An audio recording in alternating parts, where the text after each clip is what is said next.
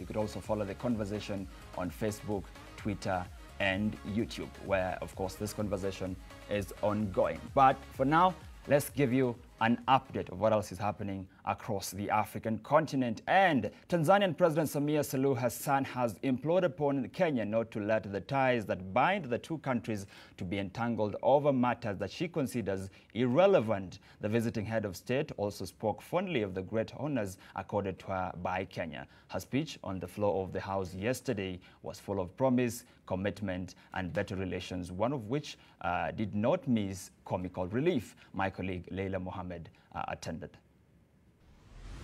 From the birds perched on the palm trees on the grounds of Parliament to the security detail and the senior leadership that stepped out to line the entrance, the visit to this special seating was eagerly awaited. The last such visit was in October 2015 when the then outgoing President Jakaya Kikwete sought to assure the Kenyan people of a continued great relationship even after he left office.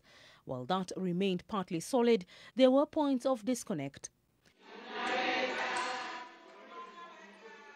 Kenya and Tanzania seek to forge new alliances ahead, which the presidents of both countries say will be taking shape via policy change and amendments to laws. Mtusaidie kutunga sheria na kushawishi serikali zetu kuhusu sera zinazochochea na kuwezesha mtangamano. Tusiruhusu na tukemee misimamo, mitazamo na kauli za baadhi ya wanasiasa ndani ya mabunge yetu ya kuleta mgawanyiko na kudhoofisha jumuiya yetu. She cautions that a dark point in history should not be allowed to repeat itself. Nikiri kwamba kuna nyakati ambapo ushirikiano wa Afrika Mashariki ulijaribiwa, ambapo baadhi ya matukio, kauli na vitendo vyetu viliweka majaribuni mahusiano yetu na kuupima uimara wa dhamira zetu za kuendelea na safari yetu ya utangamano.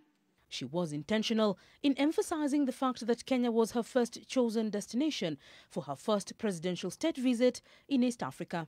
Her commitment to the Kenyan legislature is forging a united front for the social and economic good of the region.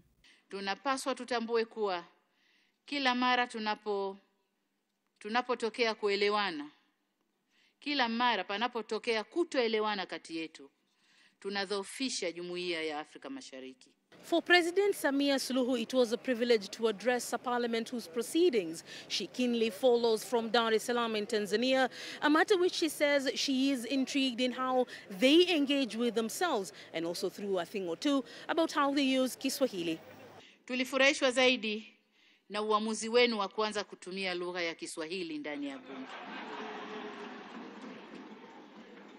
Na ndicho kinachonifanya mimi nisikilize bunge la Kenya. Na enjoy kile Kiswahili kile.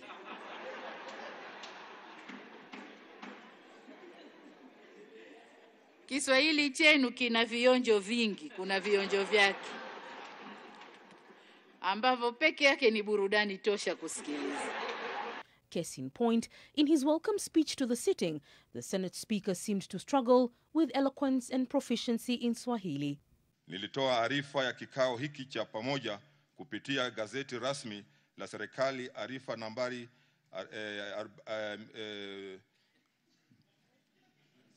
2000 ya tarehe Mei 3 mwaka 2021 kwa waheshimiwa maseneta. Nilikuwa namsikiliza Mheshimiwa Spika anavyoshindwa kutaja namba za miaka kwa Kiswahili. Lakini inafurahisha kwamba mlishatunga kanuni za bunge kwa Kiswahili. In order to begin relating at a cordial and mutual respect level, COVID-19 needs to be part of a deeper conversation. Kupitia kamati ya wataalamu niliyoiunda, tumeanza mchakato wa kutafakari mbinu zaidi za kukabiliana na janga hili. Wakati tunaendelea kusubiri mapendekezo ya wataalamu na hatua za kuchukua, tahadhari zote ikiwemo kusitisha baadhi ya safari kwenye maeneo ya milipuko zinachukuliwa. And while she heads out back to her country, she sought not to leave behind her delegation that she says knows the city in the sun all too well. Nimebaini kuwa sehemu kubwa ya ujumbe nilioambatana nao wanajua vichochoro vya Nairobi. wanajua nyama choma inapatikana wapi. The two countries have agreed to look into securing the region against international crime, especially terror that threatens the peace and stability of the sister countries. She has headed out with an invitation to the Kenyan president to grace the 60th Uhuru celebrations of Tanzania later in the year. Leila Mohammed, NTV. Let's stay in East Africa now, and with elections in 1 month's time, posters for Ethiopian Prime Minister Abiy Ahmed's Prosperity Party are going up in the streets of the capital, Addis Ababa. But with the war in the north, ethnic violence elsewhere, and major logistical hurdles, the path to credible polls is littered with obstacles. And for the leader of the opposition party, Ezema, there is no peace to be had when a government is in power without any popular legitimacy. What has happened in 2005 and later, I think has made it abundantly clear for most Ethiopians, including people within the old ruling party, that this cannot continue, that there is no peace to be had when a government is in power without any popular legitimacy. In countries such as ours, there is no guarantee that it will not be the same as the past. But also, for our country, we have, it's not like we are virgins. We have an experience on this kind of politics, on ethnic-based politics for the last 30 years, and we have seen what the consequences are. It hasn't brought our country together. It has actually created these wages in society which led to conflict and massacres and all these ugly things that you don't want a society to have.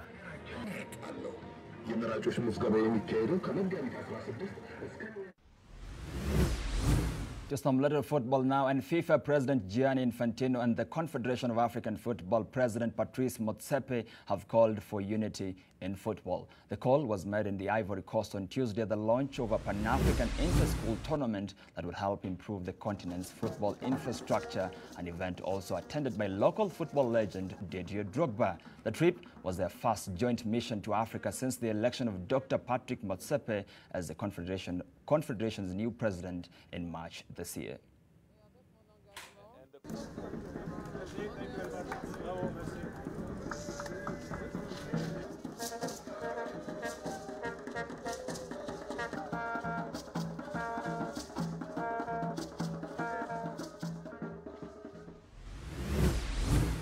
Right, to a story that will lead us into the conversation of the day. In the wake of the COVID-19 pandemic, many people have been affected in several ways, such as the loss of jobs. Gender-based violence has also been on the rise, and many in Tana River County are having it bad. As Fatima Bogo narrates, some have had to flee their homes just to have peace of mind since they cannot provide for their families. Edifara are among the many men who are experiencing gender-based violence at their homes. This is Dayate village in Tana River County. Here we meet Komora Boru. His look is a clear picture of the pain that he is going through at the hands of his wife. Mbali nimeshinda hata kuingia ajili ya mama. Mama ni kama sijaleta kitu ni fimbo. Na hata nyumbani nimeshinda kukaa. Komora Boru, a 60-year-old man, says he has been living in hell and now he is seeking shelter at his neighbor because his wife's beatings are unbearable. Sina raha hata ya kulala. Usingizi mwenye sipati. Hata nikiwa usingizi nimetoka ndani ya nyumba. Kama hujaleta watoto kitu. Nataka kitu fulani kama uniletei. Wewe ni mwanamume aina gani? Na nimetoka katika nyumba hii. Ananichukulia panga. Mimi natoroka. Naenda saa nyingine naita jirani anakuja wanapembeleza ndio wanapata kulala. Gedi Farah has also become a refuge in his own home. His wife insists that there will be no peace if there is no food. All he has been left with are scars from a bitter past. Hawa na kwetu zamani sisi wafugaji, sisi wanaume ndio kusema nyumbani.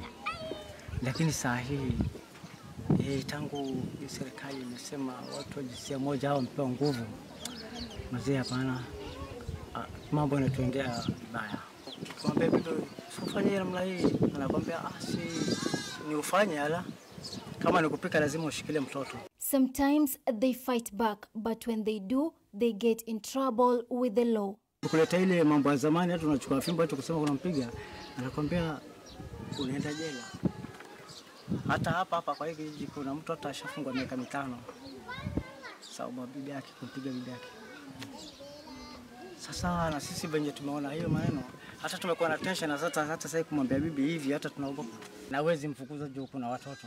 Hapo mwanzo ilikuwa jamii wanawake kuchapa wanaume ni nadra sana na ni tena ni kama kasi, lakini sasa kwa sababu hii corona imeathiri maisha ya wengi, imekuwa sasa wamama wafugaji wameanza kuchapa wanaume. Sasa mara nyingi watu tunadeal na akina mama ambao sauti yao iko juu, wanaume huwa si rahisi kutoa sauti, lakini mahali imefika imekuwa wanaume wafugaji ama wanaume wameanza kutoa sauti zao ili wengine ambao wanaathirika wakati wa corona waweze kutoa sauti zao. Many of them have been surviving on a charcoal business, but there have been conflicts with the Kenya Forest Service officers and they are unable to carry on. They have sold their goats to the extent that they are left with nothing.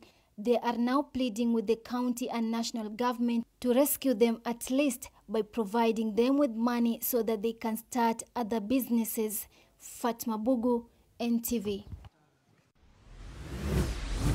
Let's get you started on that conversation now. And in this socially conservative and religious country, the traditional role of a man has always been clearly defined as that of protecting and providing. But amid the rapid social and economic change and political change, of course, women are gaining more economic independence and personal freedom. And many men are struggling with what being masculine should now mean. In fact, a number of them are now resorting to violence as a means of reasserting traditional notions of manhood. My panel this morning, of course, will thrash out what it means to be a man in 2021. I'll start with those who are joining us virtually this morning. Silas Nyanchwani is an author and a writer. Good morning, Silas. Welcome to the show. Thank you, Vincent. All right. And of course, William Oduor is a personal development coach. He's also joining us virtually this morning. William, welcome to the show. Thank you very much, Victor. I'm glad to be part of this discussion. Right, and in studio this morning with me, CJ Atemo and Kalechi Muma, everybody. Welcome to the show. Thank you very much. Of course, all of you wear so many hats, I even struggle how to introduce you. But CJ, let me just say you're a personal development coach for the purpose of this conversation. Kalechi is the CEO of the Kalechi Mumo Network, and she's also the host of the Kalechi Mumo radio show. Welcome to the show. Thank you very much. All right. Ladies and gentlemen, clearly there is what other people would call a crisis.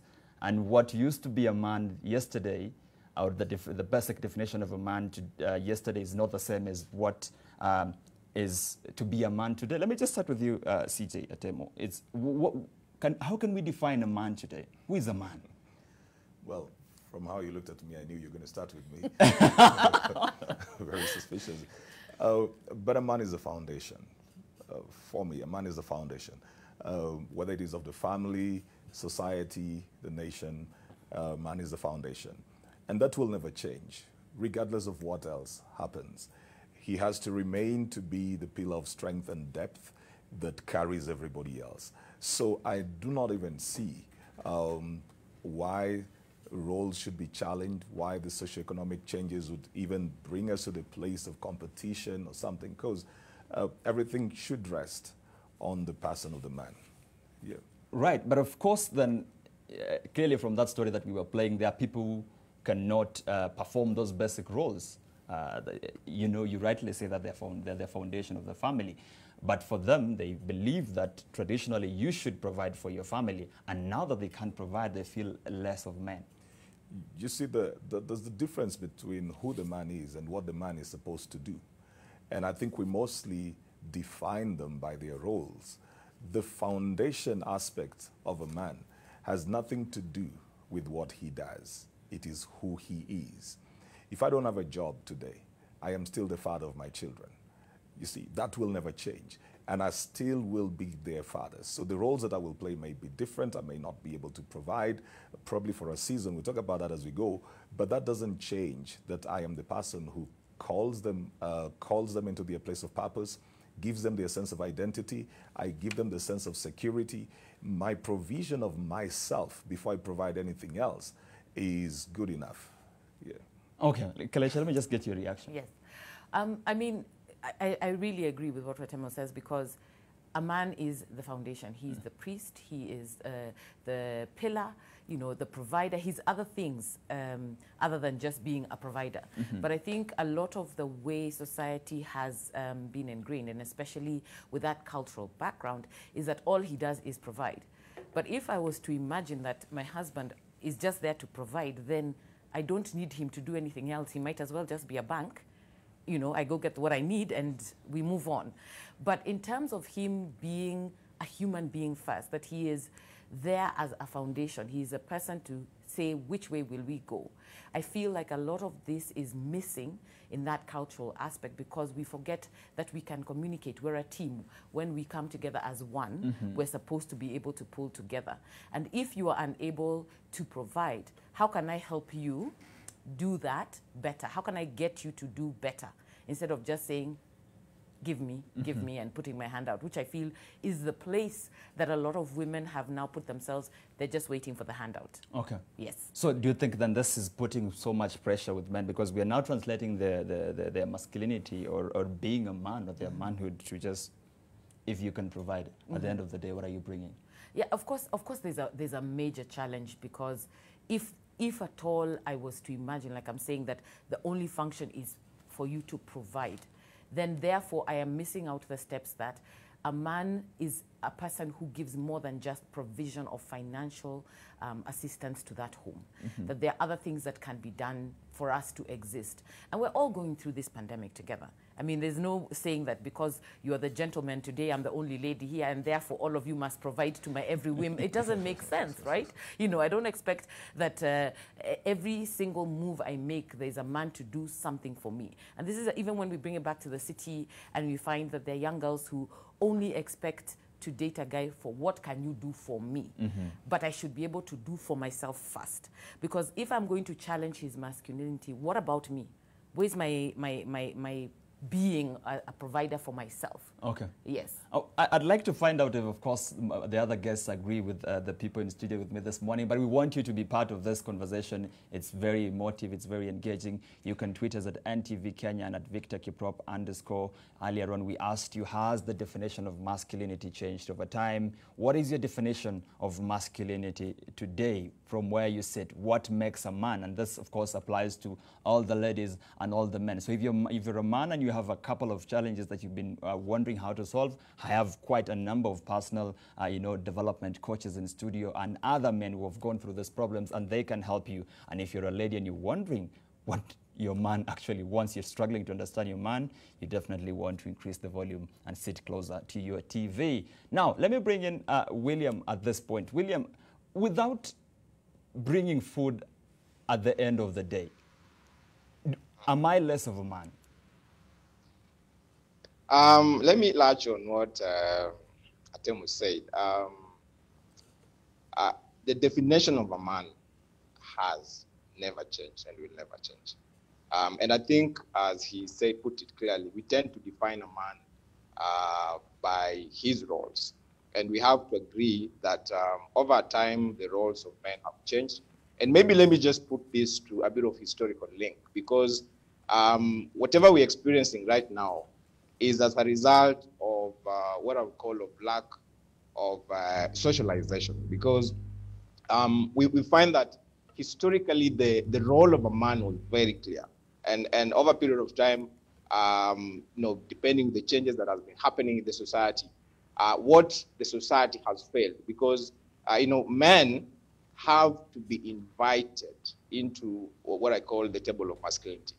And the socialization platform used to provide a lot of that through rites of passages, through what I call fireplaces, where the societal values would be passed down from one generation to another. And it's the result of that gap that we have, in a way, defined a man based on his roles. Yeah, that's the missing, that gap that is missing is what nowadays, men tend to be defined by just provision. And even that provision is not just the normal provision, because we tend to confine it to provision of material provision. Okay. Whereas it extends beyond that. It extends beyond material provision to what I call provision. If a man is not able to provide the vision to his family, that's why we are seeing some of the things that we see right now are happening in the society. But I will never limit a man to just provision. There's a lot of things that defines a man over and above that. So we are going wrong with the starting from the definition itself. Yes, the foundation that was laid, and we have as a society we have missed out on that. And I think we need to interrogate ourselves and go back to where the gap started. There's a lot of historical link that has led us to where we are today. All right. Let me bring in Silas at this point. Silas, many of us are sort of struggling with how to assert, our manhood. I want to be the man in the house. And of course, given the definition, the wrong definition that we've now been given of either providing or protecting. If you can't provide, you're not a man. And that's why I think we see these issues of, violence and people trying to use violence to assert or reassert their masculinity. Is masculinity in some sort of a crisis? I think definitely there's a crisis, but this crisis is very circumstantial. It's pegged on the external factors like the economy. And, for the first time, I think our generation is the first generation of men that is dealing with empowered women, like women who are empowered financially, socially, academically. So it's a new space that as men we're finding ourselves. And it's a transition, so we're trying to understand this new space that we occupy, whereby we can't be defined by what we provide, we can't offer protection. So sort of now we have to look at new ways that we can be men, because traditionally men have always been loved on account of what they can provide or what they can do. Okay. But as other guests have observed that what men used to do previously, women can do that for themselves. So it's a new space that we find ourselves, and men now have to think other ways that they can, they can be men, they can assert their authority without violence. But now we have to educate ourselves in new ways that we can be men. Okay. Kalecha, the people who are on the other side of this conversation, who of course are pro this definition of a man as someone who can provide and protect, and without that you're not a man, would tell you, I can pay my rent, I can feed my kids, I can take myself to school, I can take care of myself. Why do I need a man? Yeah.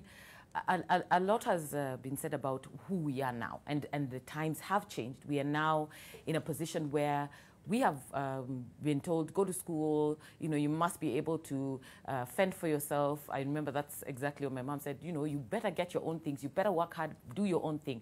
And you find yourself at that position where, as a woman, you've worked hard, you've put your everything in it, not because you didn't expect to have somebody in your life, but it's because you were told you also need to be strong on your own. And given the financial times, who doesn't want to have two people providing at the same time?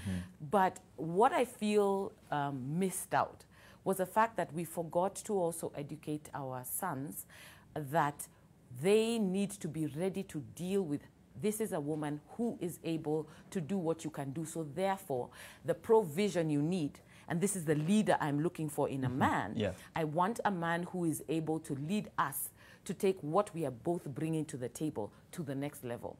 I want a guy who we will be able to now go and build this kingdom together. So the guy is not designed because he was not taught that. I feel like as women, as mothers, we have let down our sons because we have not been able to bring them up to know that they should be more than just, men don't cry, don't, be strong, you must provide, you must. And I'll come back to that bit. Definitely. You come back to that. But because I feel like that's where this whole thing got missed. And so there you are, all you know is how to be strong and how to provide. Then you find this woman who's able to do half the things you can do. And so the minute that you're not able to do them, and, she was also told the guy will do the hard part. So my money is for me to just look good, feel nice, do my thing, Let me actually get Chris to react to that. I know he's about to have a fit. He's like, what? What? No, really. You know, she brought up a very important thing. And I was just thinking about a few needs that men need to understand that women have. And one of them is to be led.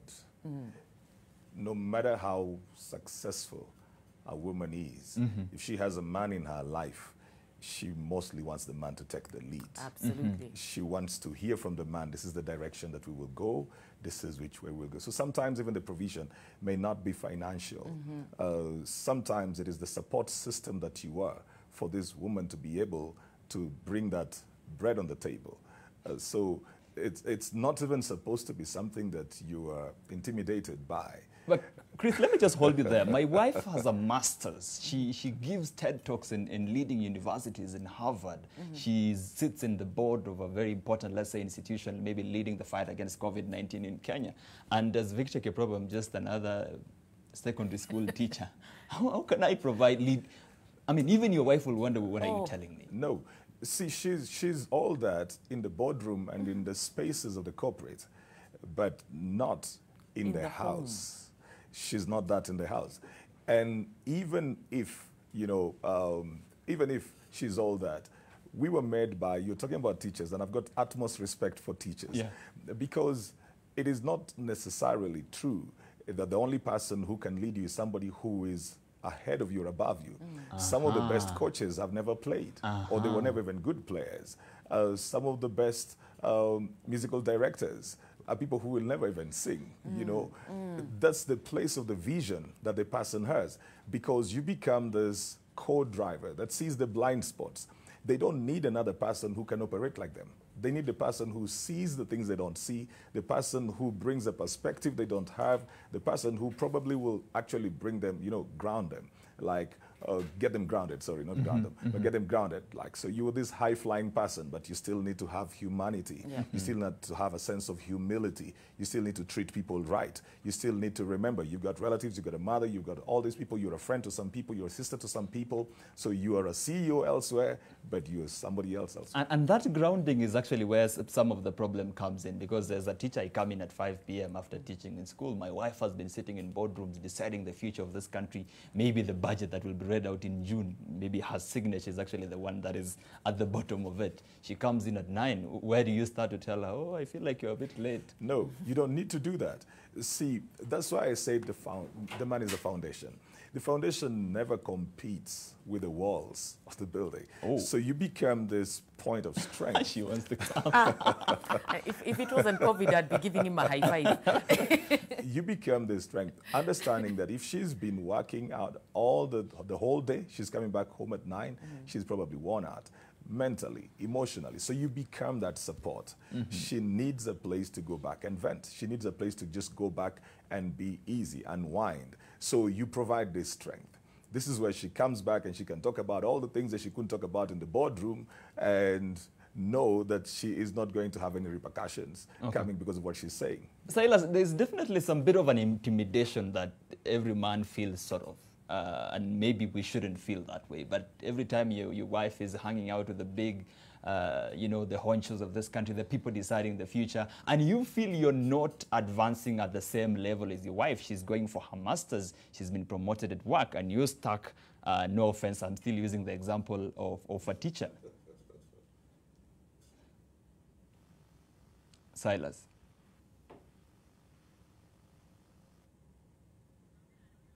Silas, please unmute your mic. I think you.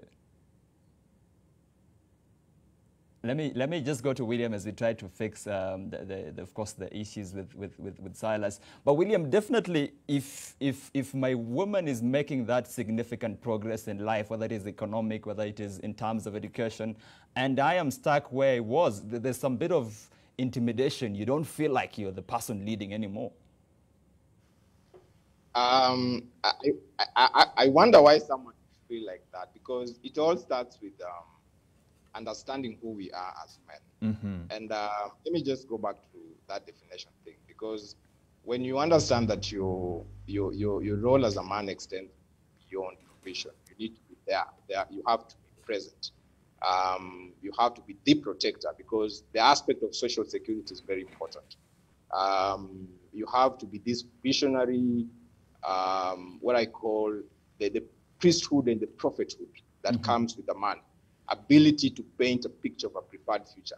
If you can be able to do that as a man, it extends beyond money. So I don't know, I've had many examples where a woman earns more than her husband, but she's still able to bring that money home and share and give her husband to decide to make important decisions, because they're all involved with this decision, but she also understands the role of this man as far as giving direction to the family is concerned. You know, where the problem comes in is when a man lacks that vision. When a man is not able to, you know, paint a picture of a preferred future. It's never about how much income someone is bringing in. But unfortunately, the society has defined and limited the responsibility of a man to provision. Let me just come back to you, Kalesh, and I want to paint the picture of an article I read recently from a friend's blog. And this man, and of course I said the wife and the man, the wife is making significant strides. She's traveling first class across the world. And then it came to the point where they were trying to, I think, educate their children. And the man, being the man, tried to lead, and he said, you know what, I think this school is not the best for our kid. And he actually said, I think we can't afford this school. And the wife told him, it's not that we can't, you can't. Whoa. Whoa. Well, I think in that particular case, the wife may have been frustrated by certain other things. I mean, there's always a lead up.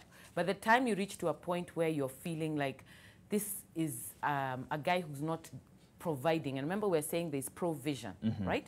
As opposed to just the financial or the material provision. If the guy has now not been able to give this vision of where are we going, how are we directing things in this home, then she starts to feel like, then I'm going to have to do it. Remember, like Pratema said, we are there to be led. We don't want to come home to lead, all right?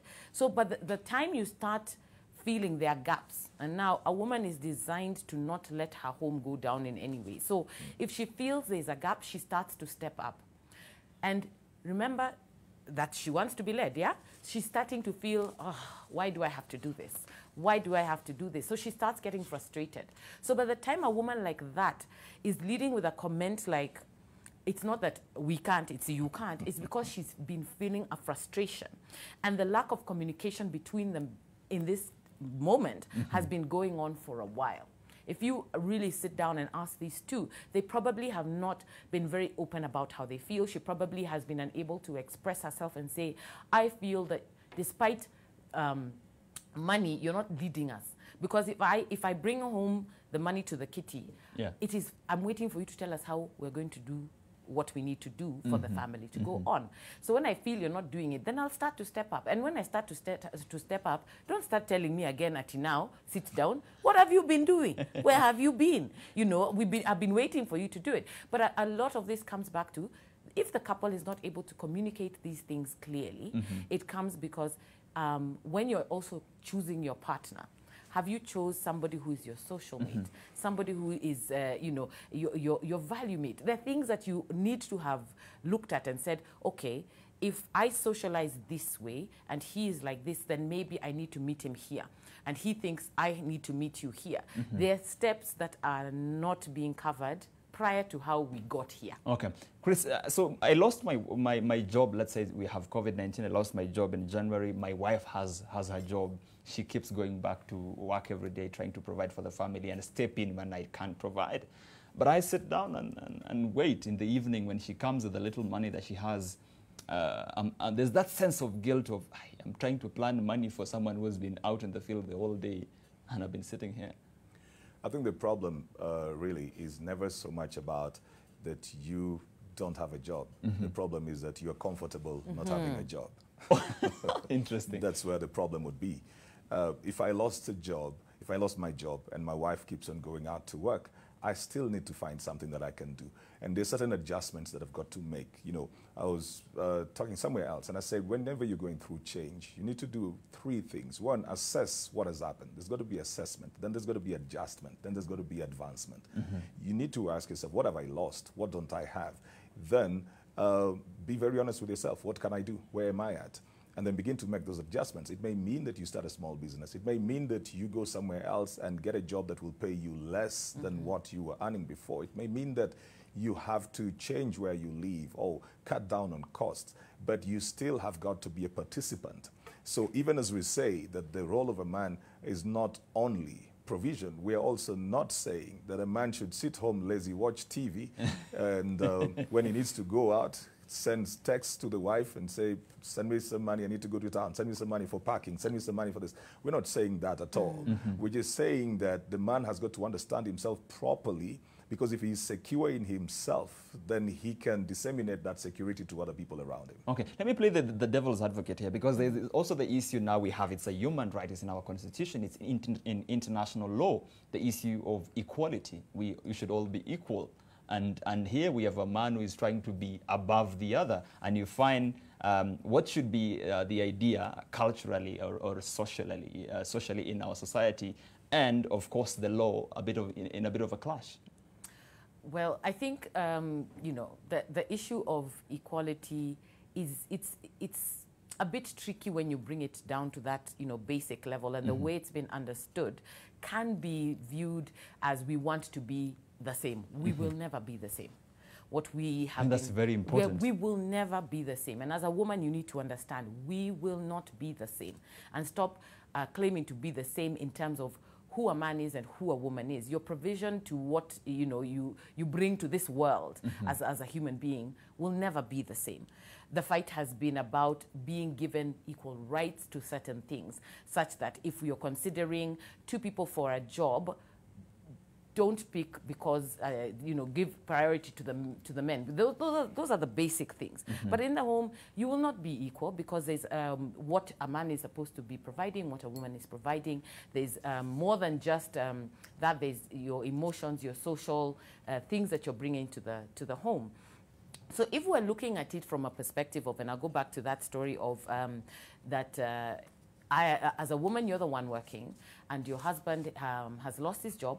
So he's already going through the emotional, issues of I've lost the job. His pride and his ego are feeling bruised. And as a woman, how do you assist him to realize that that doesn't change his manhood? All it means is that it's a step back, and it may feel like we've gone down, but we can get back up. You want to encourage the guy to get up and do something. I would rather a guy who will get up and even go and sit in Uhuru Park. He hears how guys are connecting to hustles. Yeah, how they're connecting to hustles and might get something and come back at the end of the day. Even for the children, you sitting there and watching YouTube the whole day with your son is really, not helping you get out of the house and do something. When you go out and you bump shoulders with other people on the streets, you feel more challenged to go do something, right? And yes, I agree, there's a phase where you will be down, but you have to get back up. Okay. You have to get back up. And we'll sure come back to where you go after that bit, when you say you'd rather go sit down, because there are those who will rather go to the bar, there are those who will go to the gym. But let me just bring in Silas here. Let me just bring in William at this point. William, then what is the basic definition then that should be of masculinity today, or what makes a man today? Let me start with the raw product of the boy. I always say that the boy is the only raw product you need to make a man. So when the process is lost, and sometimes the process is lost by the issues that they face in the society. And as I said, that the masculinity crisis, the socialization crisis, and the wrong assumption that men have always been doing well, and they are expected to step up when faced by the challenges and the issues of life.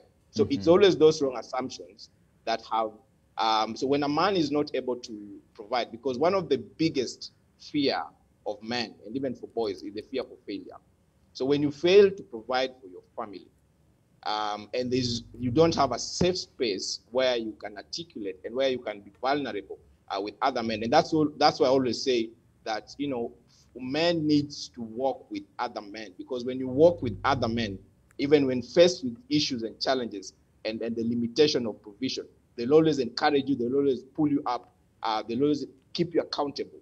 Because when that happens, then I'm sure that even if I was to lose a job today, even if I was to lose my ability to provide, as long as I'm working with other men, it will be easy for me to, you know, when they challenge me, when they pull me up, when they work together with me, I'm exposed to other opportunities. The only problem comes when, you know, a situation like that happens, you sulk, your ego is deflated, and if your woman is not trained well, and I'm using the word training intentionally, when they're not trained well, when they'll puncture some of that ego. When a man's ego is punctured, then definitely he will be deflated. Okay. But the definition of a man will always be defined, you know, by you know, him taking initiative. It's very important for a man to take initiative, regardless of the situation. You need to take initiative. And as Kaleche puts it clearly, I lose a job, I don't need to sit in the house. I need to get out of there. I need to take initiative. I need to do something. And there's so many roles and responsibilities to play at home. The aspects of responsibility needs to come in. That's very, very important. You need to sacrifice. You know, I might lose my job today. I may not be able to provide, but I can still take my kids to school. Yeah. Okay. So there's so many responsibilities and roles in the family that does not only limit us to, you know, to this provisional thing, and that's where the problem, the issues are coming. All right. And of course, both of you will agree with me and have agreed with me on the issue of masculinity. Definitely men have to provide the leadership. Men have to remain masculine. But there's a point where it gets and we start talking about what we now call toxic masculinity. And sort of we don't even know now what is positive and negative masculinity. Let me just bring you up to speed with the story. And toxic masculinity, I wonder if it's a term you may be familiar with, because if you're not, we will be sinking our teeth into it this morning. Is it a Western concept? And does the inverse also apply? Is there such a thing like toxic femininity? Take a look. The toxicity comes in the area and line where now roles are changing. Situations are changing, perceptions also need to change, but there are still some stuckness. Even when a lady has enough money, maybe to take you out, and the man says, if it's not my money, we are not going to do that, because I'm the one who is supposed to be taking care of you. You're the one who has a better house, maybe a bigger house, because perhaps of the, you know, economic status. But toxic masculinity, which is extremely traditional, a man is not allowed to move into the lady's house. And we have also people who go to very extreme extents to shove their weight around, to show that they are present, especially when confronted by logical arguments from those they consider to be inferior. That's the clinical definition of toxic masculinity. It's also known as traditional masculinity ideology. What men should do and men should not do has everything to do with how they were socialized. It has also everything to do with the social and actually the community and culture that they come from. Is there such a thing as toxic femininity? And I've had this term that you came to my home and you actually purported to be able to take care of me and everything else. So what is mine, but what is yours is ours. So that kind of perception then means that we have a system where the female then is not contributing significantly, but the burden, especially of the major expenditures and anything else, is left to the man, even when my economic situation could allow me to support. Silas, if you and Kaleche here are dating, and she's the one who every time you go on a date, she's the one paying the bills, would you feel less of a man? No, the feeling that you're less of a man normally comes from the attitude with which you are treated when you are not in that position to provide. And unfortunately, especially among young women, I think they're not like our mothers. You know, if you look back in the 80s and the early 90s, like when our fathers were losing their jobs, you could see like our mother stepped in to help our fathers. And, you know, that kind of support is no longer guaranteed. Like as a man, for example, if you've lost that position to provide, 90%, like 90%, like she's going to leave if she's in a position to provide and you're not able to provide. She's going to leave because the female nature is always to marry or date upwards. And there are very few women who can really stick with you during that period when you've lost your job, because you are going to need some bit of psychological support, some bit of financial support, you know. So even those roles, even if you are to step in and maybe start doing other things in the family setup, we have a whole generation of women who have been raised to look as a man, primarily as a provider. So once you lose that, you're basically nothing to her. So she'll start treating you in some type of way, and as someone said there, that she'll start deflating your ego slowly. And as a man, when you don't have that peace of mind, you're not able now to perform or even do other things, because now you feel defeated and you recoil. So generally, like what I've been telling men, that if you notice like such kind of drama started, such kind of disrespect has started, maybe you need to think of leaving the relationship, going somewhere and starting over again, because once a woman starts to disrespect you, unfortunately, she'll never again respect you again once she's lost that respect for you. So like men just need to be aware that women naturally submit or they love conditionally. So if whatever that made them love you in the first place is not there, they start withdrawing. And I'm just talking about a specific generation of women, like younger women, millennial women. That's what has been happening, especially with the COVID. You realize that among millennial men, the divorce rates, I don't know, like I don't have like the exact figures, but you're looking at almost 30 to 40% of men who are losing their jobs, who are losing their position, they're being divorced. And it's a tough place to be as a man, but just men need just to understand the environment. Like once you've lost that place of leadership, she's gone. That's what I think. All right. Kaleche, clearly from what he says, you don't just submit to anyone, right? I mean, first of all, you know that word submit scares everyone. Let's just be clear. The word submit is one that has been misused and abused over and again. What is to submit? First of all, you're supposed to submit to each other. Let's be clear. If you read the Bible properly, submit to each other.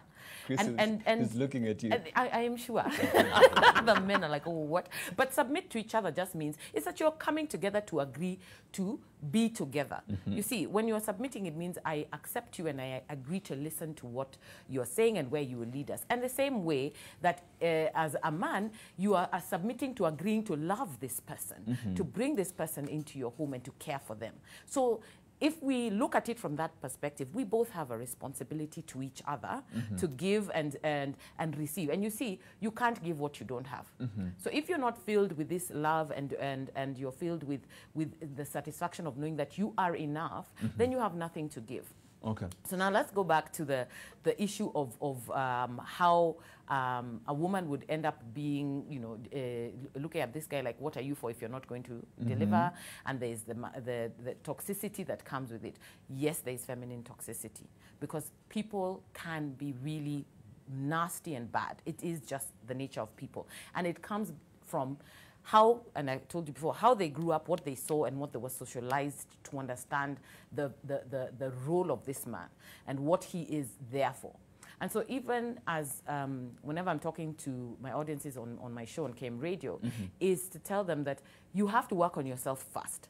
Know what you want, who you are, and what you're about, and be very clear. Communicate these things so that as we are courting, I can see what you're looking for in me. And if I'm not able to give you what you're looking for, then I can, you know, walk away. Because if a woman is coming to look for financial provision only, you know that as a guy, and you accept, then you will have to work so hard to make sure that you will always provide that financially Okay. assist. So if we know from the dating stage that this is what she wants and I can't provide, it's easy to pull out. Absolutely. Remember, dating is data collection. Oh. Dating is data collection. You are supposed to be asking all the right questions. All the questions ask. What people do is because they are so afraid of this person leaving, which means you're not content with who you are as an individual. You're not okay with the fact that as Kaleche, by myself, by the way, niko tu sawa. And with or without you, niko tu sawa. And it's not disrespect of, there's nothing you can do for me. We can be greater together. We can be a powerful team together. But I need to be content with who I am, that I am okay as I am. And I come as a person who is not perfect, but is content with who they are. And you need to be content with who you are. When we have fear, that's where the problem comes. So I'm there accepting your every whim because I'm afraid you leave me. If I start being afraid that you will leave me, then there's a gap. And that gap will always come to hurt me. I have to take a quick break, but Chris, just before we go then, at what point does masculinity become toxic? I think, well, toxicity is toxicity, just that it is expressed either by men or women, but it's about the deep-seated insecurities that we have. It's just that it's coincidental. It will come through a man, so it will be masculine toxicity. An abuser is an abuser, regardless of the agenda. It's just that if I'm relating with the other person, that abuse is going to take a certain gender connotation to it. But it comes down to, what are my insecurities? What are my fears? How do I view myself? Because I will view you through the way I view myself. If I do not feel confident about me, then I will always feel intimidated by you. If I have a broken mirror of a view of myself, I'll see everything from that broken perspective.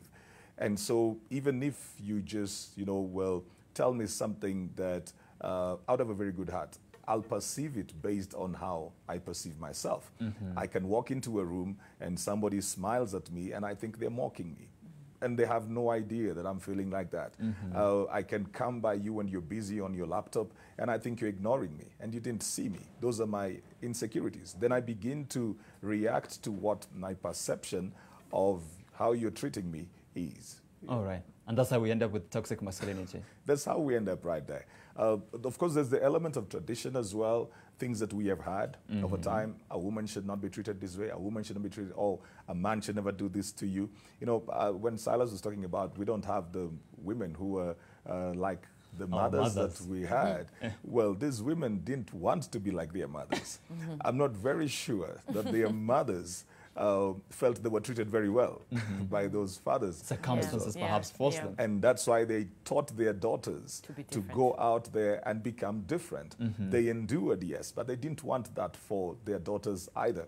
It's just that this generation is a bit more expressive, so we hear more right now than we would have heard from our mothers. Incredible. Definitely, this is the conversation that you don't want to, of course, leave. And Chris is staying with me, Kaleche is staying with me, so is William and Silas. We have to take a quick break, but at the other end of this break, of course, we talk about what we have spoken about in this first hour and how it informs how men behave in relationships, in marriages, and of course, on how we can bring better men out of our young boys and teenagers. Don't go anywhere.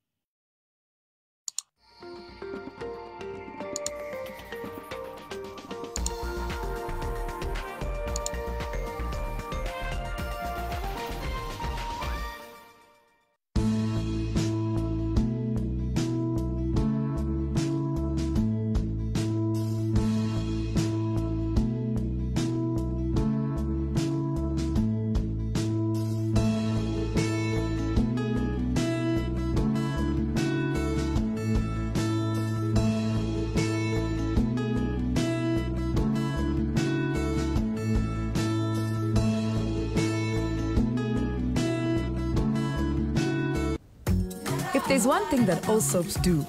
It's wash. From buckets to basins, bathrooms to streams, and everything in between. All soaps wash. Yes, but Protex is different. It's reinvented formula with flaxseed. Join me, Mzee Jalas mwenyewe and Kamene this Sunday at 7:30 p.m. on NTV tukuonyeshe vile unaweza omoka rahisi na 90 bob. 250,000 for 2 winners daily. To participate, all you have to do, buy your raffle ticket today by sending 90 bob to pay bill 404444. Account Omoka.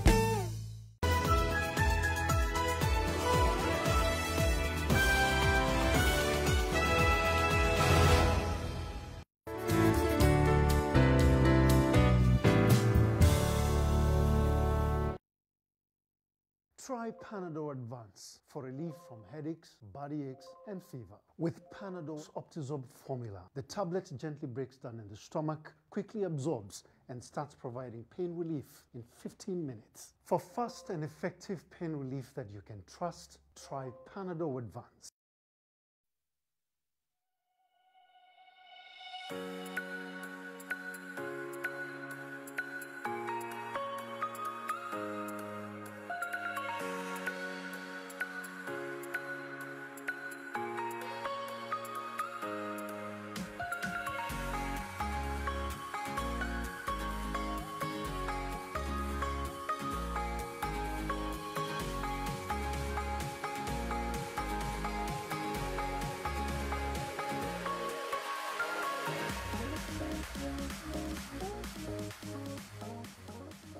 Be a man. Man up. Don't be a girl. Don't be a sissy. These are, of course, words and comments that definitely Chris, Silas, William, and every man who is watching this morning is familiar with, because that's how we were raised up. And, of course, how we were raised up determines how we behave when we become adults. This morning, let me just pick it up from where we left in our conversation of Chris, how much of this goes to how we were raised? Your socialization is quite a huge part of who you become. You see, when you talk about the nurture versus nature, it is said that we greatly incline more towards how we are nurtured than the nature that we have. The nature, the DNA, that's potential. But you can stifle somebody's potential just by creating a negative environment, speaking to them negative words, hindering expressions. You can change somebody who's very expressive, confident, into becoming a very timid person by the things that they experience. It is possible for you to, put a cap on a dreamer just by telling them every day that, no, we can't afford this, we can't afford this, you can't go there, this is not for us, this is for the other kind of people, we are not that kind of a family. And you literally change somebody by the environment. That's why exposure, Victor, is a very big factor in who people become, exposure. So when Kalicha talked about the dating scene, when people are in marriage or they have dated for long, or they're courting, whatever they would want to call it, or situation, whatever they call it, there are also certain changes that come by exposure. That you could have gotten together all right, and you were fine with each other. Until 10 years down the line, this person begins to meet other people who are living life a different way, and they begin to influence how they view their world. Okay. And they start thinking, by the way, so not every woman is struggling like I'm struggling, so why am I even taking this? And it will be like, don't settle for less. And they begin to change at that particular point because they're exposed to something different from what we have. So the element of how we are socialized, who we listened to, who we watched, whom we observed, but again, more importantly, how we interpreted that.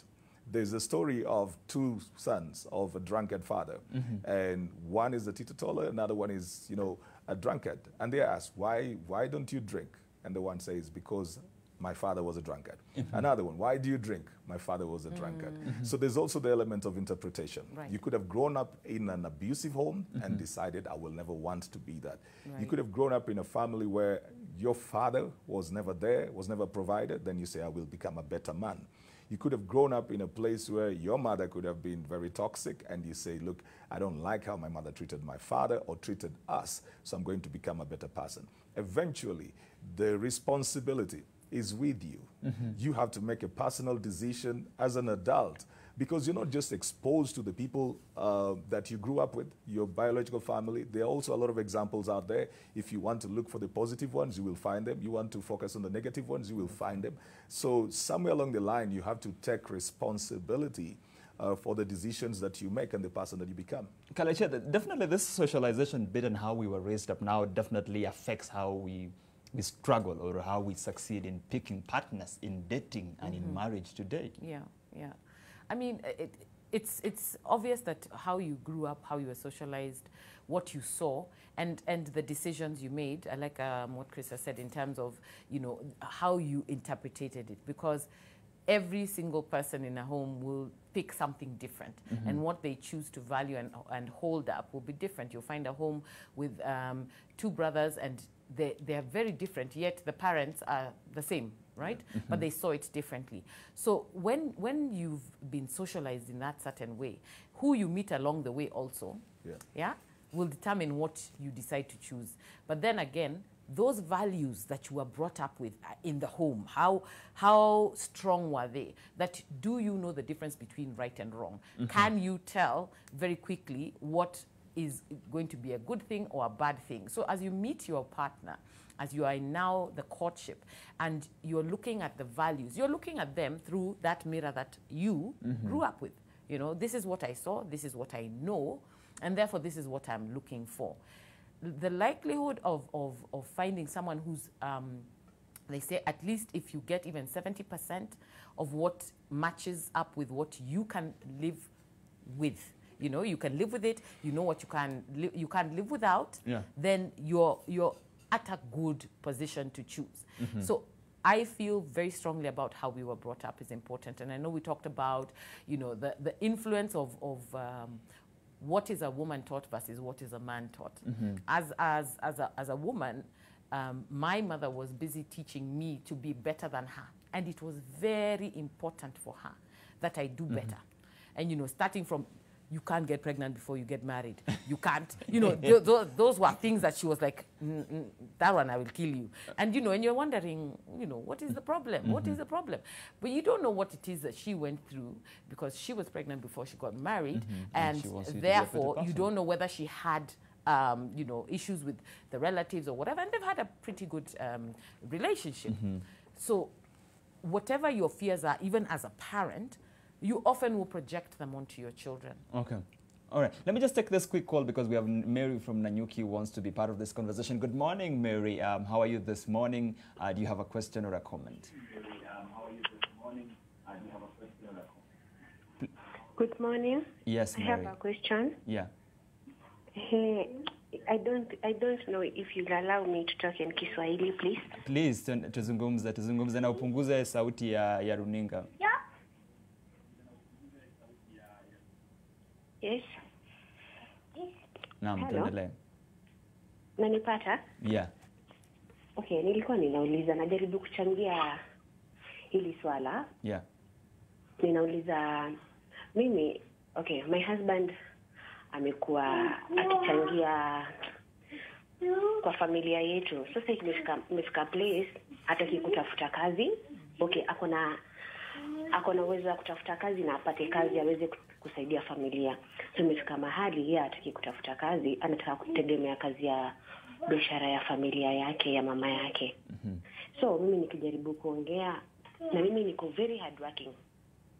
Nangangana nifanye sana mimi at least tuweze kusaidiana, but yeye hataki. So mpaka mimi ninaona ninachoka. Juu yeye hataki kuprovide, nataka mimi ni provide. Mimi sasa ninachoka. Naona hata at least niweza toka nende nijitegemee peke yangu, kwa sababu mimi ninaweza fanya vizuri kumshinda. Okay. So nilikuwa nauliza mimi ninaweza nipea ushauri gani? Juu yeye anataka kufanya vile atambiwa na hamam. Hivyo. Asante, Mary. Let me just start with you, Silas. Definitely, this is what we mentioned right before we went for the break, right? So, you want me to advise the lady? Yeah, just give me a reaction to, because it's definitely what we mentioned just before we went for that break. Yeah, that's also another problem that we are currently dealing with, whereby men sometimes they deliberately refuse to step up, and it can frustrate the woman. And as you can see, she's saying that she's really frustrated. In that regard, maybe I don't know whether she can talk to Wazee, to talk to this man. And it could also be something about her that stops the man from stepping up, because men sometimes you go with the reward system. Like if you feel like you're being treated right by your wife, you want to step up, and if you feel like you have no incentive to work hard, sometimes you become like demotivated, sort of. So I don't know, maybe she can talk to, maybe if there's an uncle or a father, to try and advise the man. And if not so, then she's likely to be very frustrated. Maybe she might want to try it on her own. Okay, let me just get your reaction, Kalechi. You've definitely I'm been like, dying Silas, to what do you mean that she's the one making him how? Because what?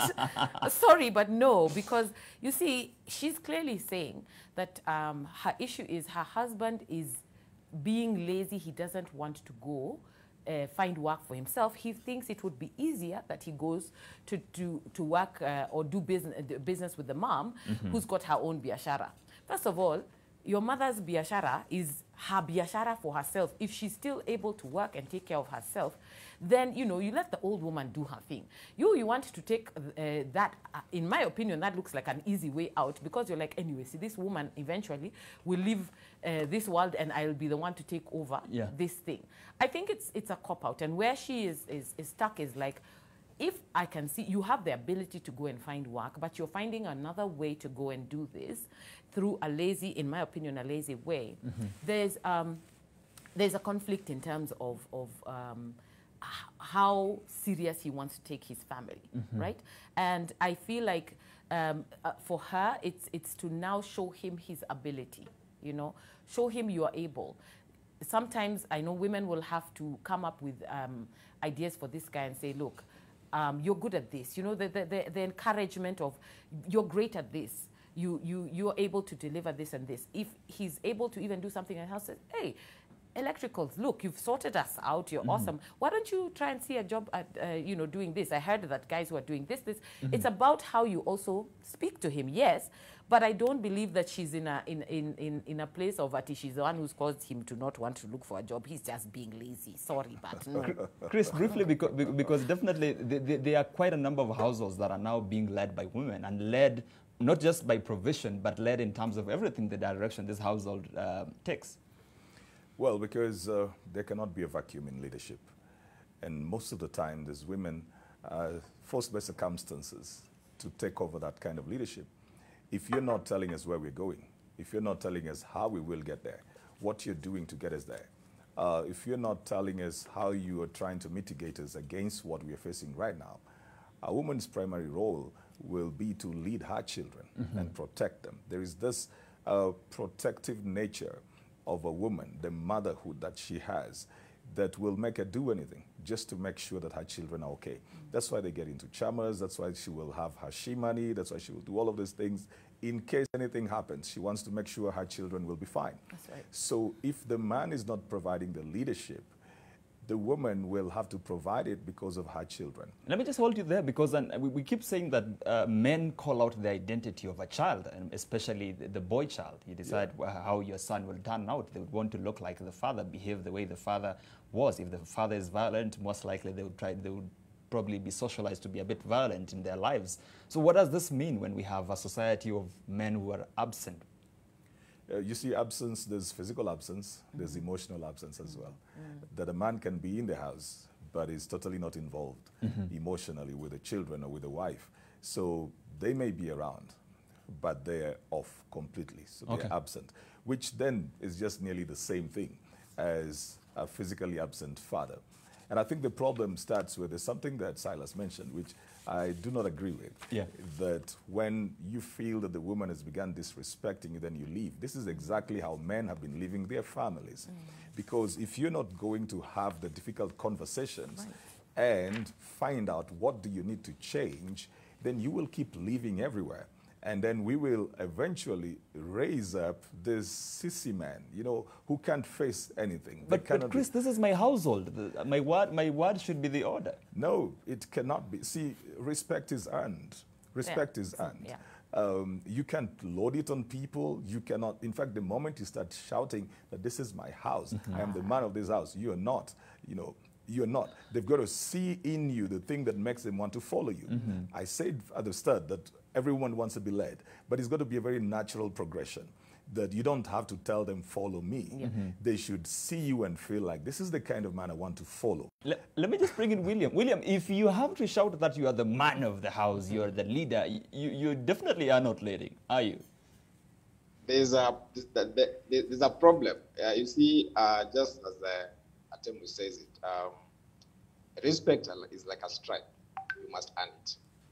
And let me just go to what Mary has read. And I know I've dealt with so many women out there who keep saying that what I have in the house, they use the word what. What I have in the house is not a man, but is a boy in a man's body.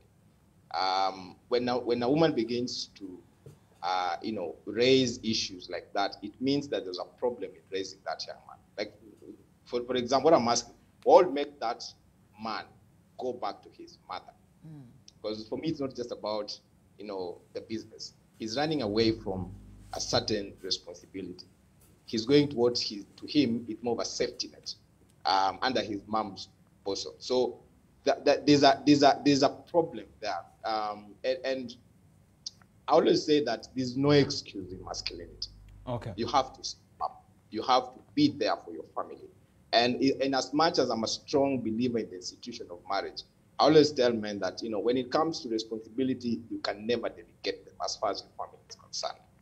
So when you begin to delegate, when you begin to, delegate some of your roles to your wife, what you're simply saying that I'm relegating my position of leadership. So I'm appointing you to become the leader of the family. And I tell you, as we always say, that leadership abhors vacuum. Okay. And when a man fails responsibility, a woman will step up. Let me take some quick feedback before we resume this discussion. Remember, we asked you to be part of the conversation, and we asked you, has the definition of masculinity changed over time? What's your definition of masculinity today? What do you think makes a man today? And some of you have been responding. That is Fidel Alain. She says, or he says, it hasn't really changed when you compare it to the femininity definition. Theoretically, they say men should be open with their emotions, but ask the ladies if they want to be a man who sheds tears. They want to be a man with a man who sheds tears in front of them. Men are still forced not to be soft. Thank you, Fidel, because that's something we'll be coming to shortly. We have Lomuleni says, it has never and it won't be in crisis. It's we men that don't want to take our rightful place in society. That is Lomulen. Thank you, Lomulen. And Chris, from that feedback, that is Fidel. She raises a very important point about the aspect of socialization, because we were raised not to cry, not to be a girl, not to open up. We don't want to talk to anyone. There are a lot of things that we were raised not to do, and we have learned different. We were not raised addicted to social media. Skills can be learned. We cannot. So we can unlearn. Yeah, we can unlearn and relearn, and we cannot always use that as an excuse. Because as I said before, we're exposed to different kind of people along the journey of life. You meet different kind of people, so you get to know better. You get to see different things.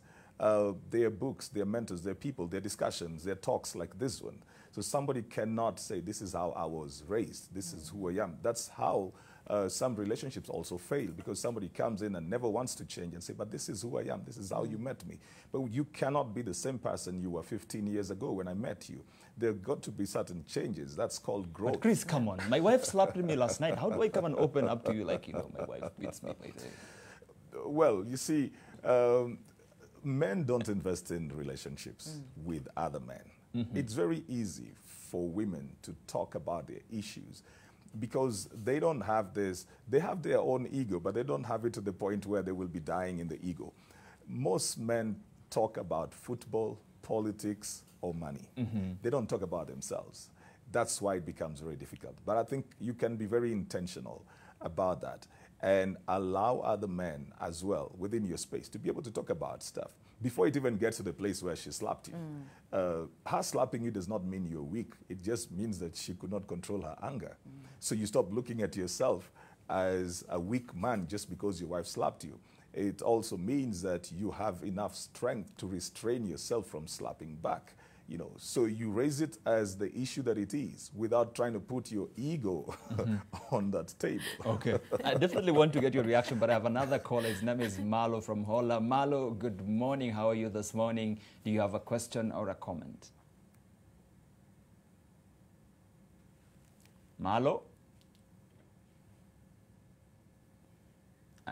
I think we're struggling to get Marlo, but let me just get your reaction. Okay, which part?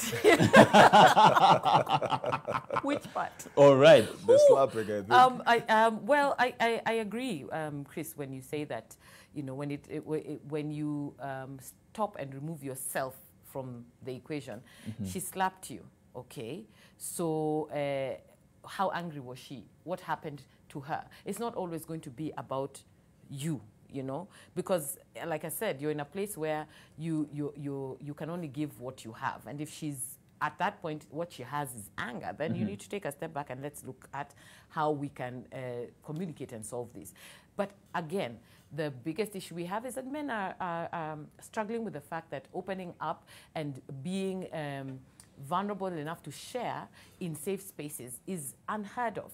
Yes, they only talk about those things. He said sports, politics, money. So if it's not that, I mean, if I ask you today, Victor, when's the last time you shared about how things were really going in your life with one of your, you see, you even know with who? There you go. You're like, with who? Because it's not who you were socialized to be. And probably because as you grew up, the men in your life, your dad, your uncles, you know, your grandpa, you never saw them open up about how things were going, you know, whether they were having issues with land and they were involving you to talk about how they feel. They'll say how things are going, but not how they feel. There's the running joke of someone who told their father that they love them and they were told, peleka adolescence jikoni. But let me just take this quick call because we have Maru from Hola is back with us. Maru, good morning. If you can hear me, uko na swali ama maoni? Yes, good morning. Good morning. Yeah, it's a wonderful discussion, and I think it came at the right time. Yeah. Because I was having that conversation with someone yesterday. I saw an article in one of the dailies, and you know, it provoked my thinking, and we had that discussion. And it's true, roles changed, and I think it's important to underscore that fact that there's been a lot of effort to empower women socially, economically, and all the various spheres of life. But on the part of the men, there has been a gap. And that's why we are finding there is this current crisis that we are experiencing.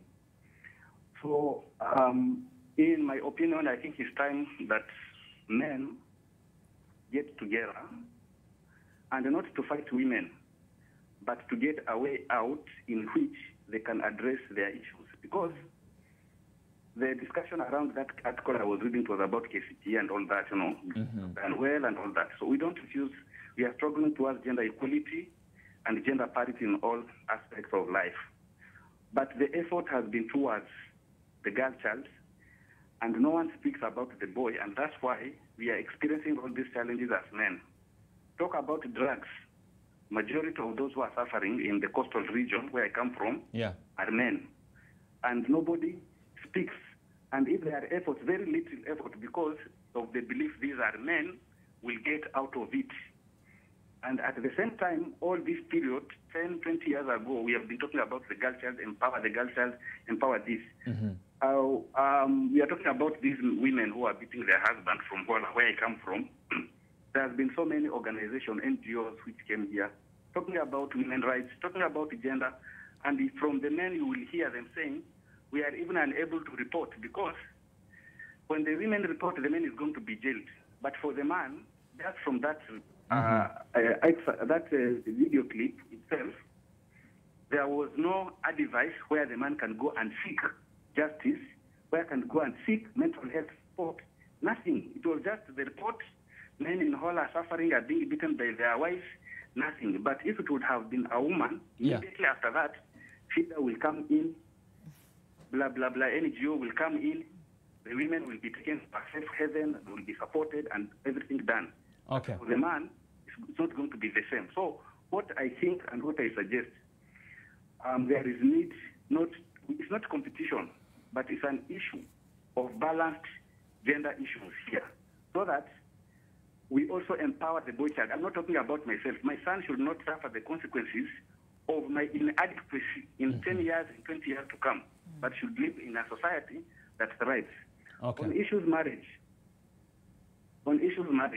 okay, I would suggest that there should be a basic curriculum for counseling before marriage, because we have these women who are empowered, women who are educated, women who have jobs, and there is this lady called Mary who has just called that her husband is, lazy, is not going to look for a job. There could be underlying issues which are not coming into the screens of the TV. It does not tell us which skill the man has, which job he has not been looking for, which jobs are there. I know some men who lost their jobs, and they are professionals. All right. Getting a job currently is a challenge, my brother. So if you push me every day, I can't date a man who doesn't have money. I can't live with a broke man, and I don't have that job at the moment. And I'm looking. It's not that the job is there, I go and pick. And then you tell me, no, you cannot stay. I cannot stay with you. Where do I go? Is my mother dead? Is my parent dead? I'll go there and look for the job where my mom is, rather than a person who will take me to the brink of mental health. So we think we need to underline these issues and understand. And you people in media also equally have a role to play, because some of the news you flash around, some of the messages you send out really are taking toll on this issue of gender. You are taking it to the next level where it's becoming like competition, where it's becoming like, Anyway, thank you. Wow, I don't even know where to begin. The man has clearly Yeah, poured his heart out. He's poured his heart out. Let me start with Silas. Silas, definitely there's a way the society has been conditioned, and it sort of feels like men have not been given enough space. And he gave the example of perhaps maybe going to a police station to report that you've been, violated, that your wife beat you up. And there's not so much space for men to open up. Silas, please unmute your mic. Sure. So, as I said, we don't have many spaces where men can, can be vulnerable, can be emotional, and it's not like it's wrong for men to be emotional and vulnerable, but men should always, we are built to act. Like if you notice there's a problem, you're supposed to act on it promptly. And it's true we don't have like many places where like men can report or people they can talk to. Remember, we are in a sort of like in a broken society, is like where our fathers were maybe, as Caleb said, like were not emotionally very present, and we've been busy with work, looking for money, so we don't even have time to sit and interact with our elders to tell us on how to do some things. So, but I'm glad that now there are several men who are coming up to help men, and because as I said earlier, is that we're in a transition period. We're trying to come up with the new knowledge and alternative ways of dealing with what is coming to us. So I think like all of us, like the men, for example, who have like platforms, we need to carry positive messages out there. And we, as the caller said, in recent times, like the media has been flashing some very negative news about men, where we are made to feel like we're not important in society, like we're not playing another role, like we have lifted women, which is a good thing, and we only make it sound like it's only women who are carrying the entire society, which is like a very wrong perception. Each gender, we are trying to play our role, sometimes not perfectly, but we need just to change like the kind of information that we put out there, because we have conditioned men to think that they don't matter, and that's why some men are now trying to step back, they're trying to withdraw. Okay. So I think the media also can play now a role on how, like we condition men to start thinking that they matter, that they are important, and even calling out on the government, on the civil society, on various organizations to also, like as they're empowering the girl child, they also try and address the various problems that men have. Thank you, Silas. I have to take a quick break, but just before, in 30 seconds, Kalesha, there's definitely a point about what do you do when you can't open up, because most of them, in the course is mentioned that most of them turn to drugs, most of them turn to alcohol, to other drugs, and there are other options like, you know, going to the gym and going to, you know, groups like the one that that Chris is running. I think you know, very quickly, that element of not being able to open up and you look for the quickest thing that is a quick fix is also something that has been taught from when you're a child, that you see that if I can't handle it, let me go find something that will make me feel better about myself. And then, of course, then that brings us back to the fact that is a boy child feeling that he is not important or he is not worthy or loved, and his only value is when he is able to provide. Okay. So I think that's where we can pick it up from. And definitely that drug will always postpone the problem, but immediately after the high goes, you're back to square one. All right. Good. We have to take a quick break, but when we come back, we pick up from where we left and, of course, talk about how we can bring better men from the young boys and the teenagers in our society today.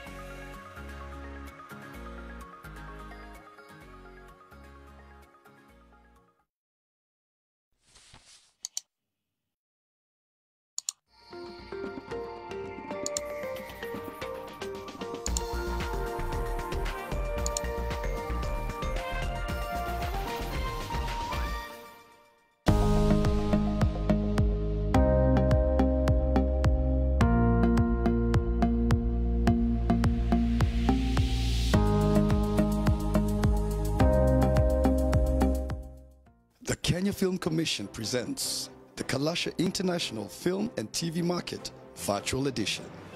Catch everything live on the 5th to the 7th of May from 9 a.m. to 4 p.m. Sponsored by Safaricom.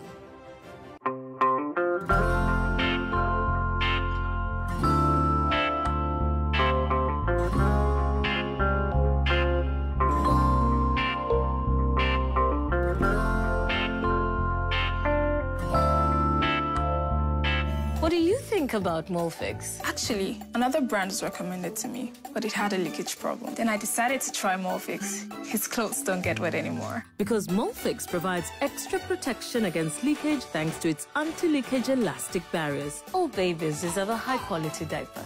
You should also try Molfix. Fact Finder from the BBC. Why are there fewer oncologists in Africa, and what's the impact on cancer treatment? We tell you what we found out.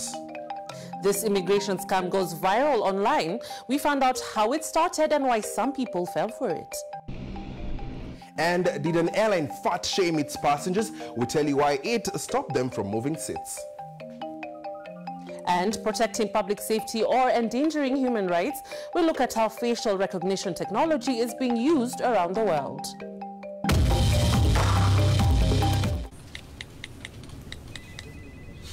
Wow, thank you for your time. How juicy. Juicy.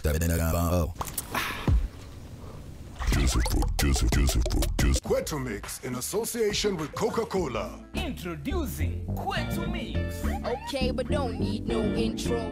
Tangu tuingie kwa mchezo sindo heartbeat. Nairobi City tunairan kama heartbeat. If you know, you know. We have a banger. Nisho, ni wapi uliniona? Kwetu Mix on MTV. Tutakuletea updates zote about all the trendy and popular entertainment events. Yes, man. Kwetu Mix, keep it locked. NTV, don't touch the dial. Kwetu Mix in association with Coca-Cola. Along came love. Something awful happened. What is it? Are you okay? Yes, Erica is dead. What?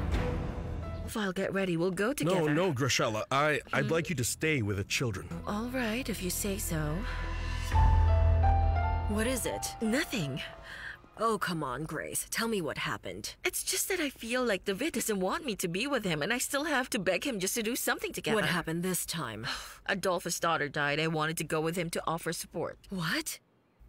Erica? Yes. Along came love. Each bowl of Nestle Ceregrow contains the goodness of cereals and nutrition your child needs to blossom. That's one less thing to worry about. Nestle Ceregrow. It's all good, Mom.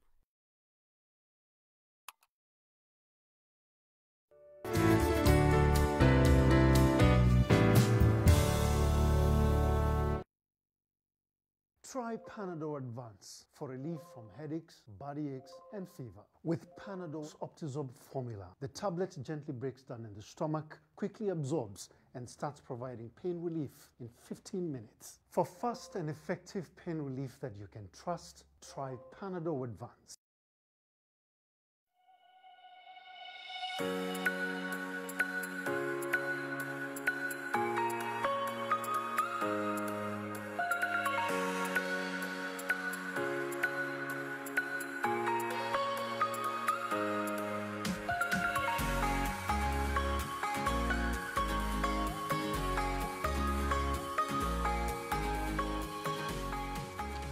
Right.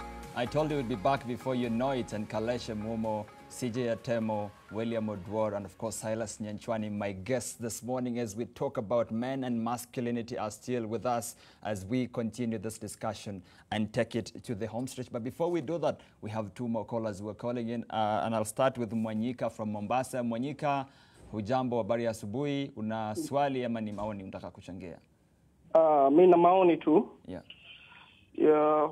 First of all, you know, when a person gets into a relationship, you expect challenges. It's not going to be smooth. But again, there are no experts in a relationship. There must be understanding between two partners. So maelewano katika ndoa ni kitu muhimu. Najua sasa kuna challenges sana za pesa, funds to raise your family. Now, respect, talking about respect is earned, as mwenzangu hapo alivyosema, and there is a way to deal with things. Most of the things need to be dealt in the bedroom. You don't need to embarrass each other huko nje. Yeah? Okay.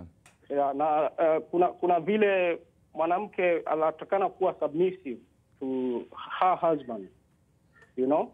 Challenges ziko kwa ndoa, na challenges lazima watu wawili waketi chini kiutuzima na kusolve. You understand what I'm saying? Like in a relationship, watu wanakuwa violent. Kuna mambo mengi sana hafifu huku ndani. Watu wanapigana, hata wanaume hupigwa. Unaona? Lakini kitu iko, mapenzi ni ya watu wawili. You don't need to come out here and start telling people, this is how my husband is, this is how my wife is. Just deal with your issues in the bedroom. Understand? Asante sana. Asante sana. That is Mwanyika from Mombasa, and he says something about mapenzi ni ya watu wawili. Yeah. Really, and while we agree it's the two of you, but you know you can't be an island by yourselves, and there are things that you can't solve, just the two of you. Because there's the aspect of you, especially for men, you hold it inside. It's mapenzi ni ya watu wawili, so the wife has she beat will me, never know. But you keep it inside until it's too late. Yeah, so I think as much as it's the two of you, and you will best understand each other, you know, as the two of you. There's even think about it. Why do you have two people who stand with you as you take your vows? They are your witnesses, but they're also your support team, right? There's a reason they're there, because you will sometimes need a mediator to have a conversation with. And of course, by the time you're getting to that stage is because you've realized, we're not getting anywhere, and we agree we need to call in somebody to help us. It's the same way, you know, there are relationship coaches, there are people you can talk to that you now need somebody else to step in. So as much as I get the point he's coming with is you should not be going to just badmouth your partner.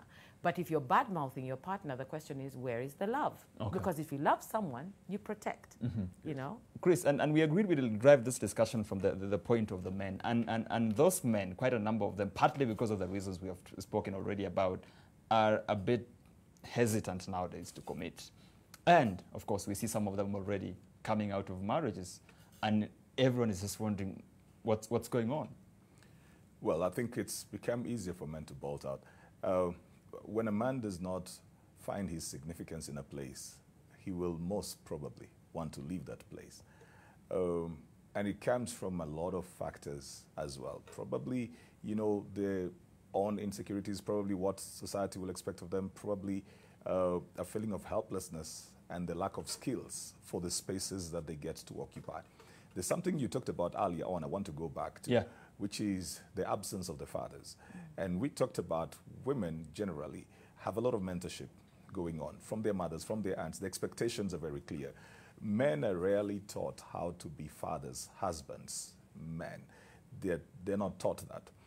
Boys wake up and get out and go and play. In fact, the more they are out there, the better it is for us, because the saying is boys will always be boys. So, you know, don't breaking keep them stuff. But you domesticate girls, so they stay around the house a bit more. It's like, where are you going to? Why did you come late? But for the boys, they can do whatever they want to do. Then this guy gets to 25, 26, 27. He's bringing a girl home. I want to marry this person. So he's a stranger even into this institution. He's a stranger to home. He doesn't know how to behave within that space called home. And the girl has expectations on this man. When the man begins to feel that he doesn't meet those expectations, the easiest thing for him to do is to bolt, you know, because he doesn't measure up to that. So there are skills that we also need to teach the boys and the men. As the gentleman from Mombasa said, yes, relationships is about two people, but it's a whole community around that. The two, because the two of you have to work out certain things. It takes work. You're not just going to, you know, pay for a relationship and get it right. And sometimes we as men, this is what we want. We want the easiest ways out. So you see, pay the school fees and let the child come out educated. The mother will be in the processes. We don't like being in that process. Pay and let somebody develop that thing, work it out and bring it out good to you. But when it means that we have to be in it, we begin to feel tired. And probably that's why a lot of men find it easier to walk out of the relationship, because if it takes too much process, we are gone. Okay. And even before we walk out of the relationship, there's now those who are a bit hesitant to even get into the relationship. William, initially this bit of provision and protection used to mean, you know, if you can get food on the table for your children, going to the farm, being masculine, going to the farm, harvesting, or is it hunting?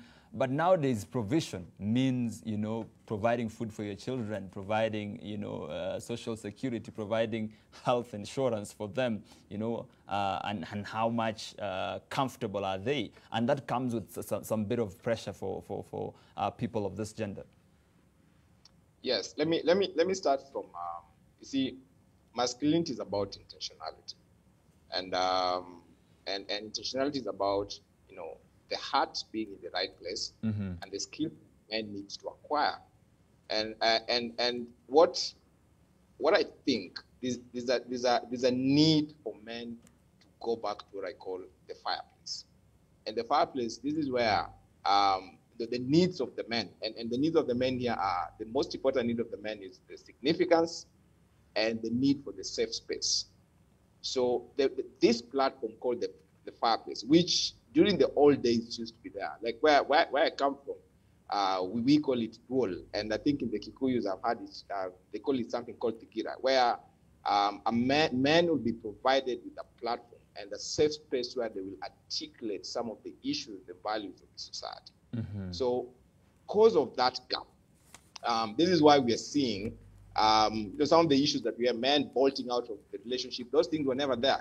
There was no space for you to bolt out the relationship. If there was issue, you will bring it to the table of men, because there was always that belief that a man is made a man in the company of other men. So as you get invited into this table of masculinity, and as these values are impacted into you, then there's a very strong foundation how to guide your family.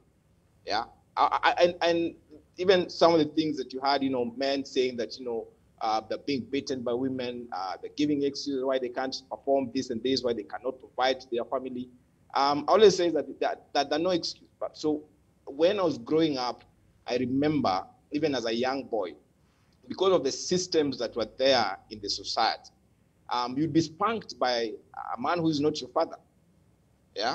And that used to happen because over and above your biological father, we used to have father figures. And when when men go back to this thing that I'm calling fireplace, where there's a band of brotherhood, where men are coming together to share some of their deep-seated needs. Yeah. Yeah.